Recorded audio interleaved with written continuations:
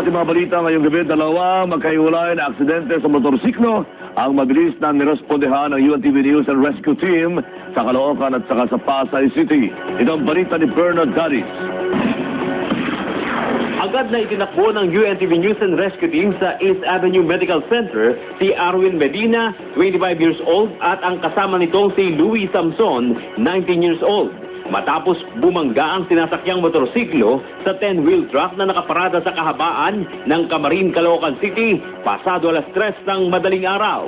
Napag-alaman ng UNTV News Team na ang nasabing mga biktima ay galing sa isang inuman bago mangyari ang aksidente.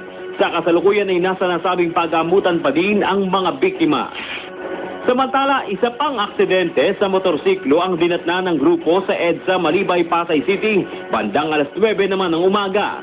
Agad nilapara ng Pangunang Lunas ang biktimang si Quintin Adorna, 49 years old na angkas sa motorsiklo.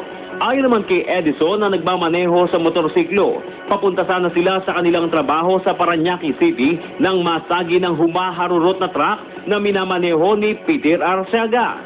Tumatakbo ako dyan sa bandar yan. Marami kasing nakaharang dyan, mahina yung takbo. Tapos biglang may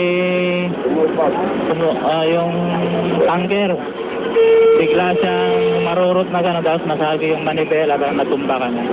Balak sanang takasan ni Arciaga ang aksidente. Subalit, hinabol at inabutan ito ng miyembro ng Bantay Bayan sa Barangay Magallanes. Hinabol sila ngayon. Tumakbo yung driver ng flammable. Tapos inabutan doon sa may Magallanes. Yun. Tapos hinarang namin sila doon.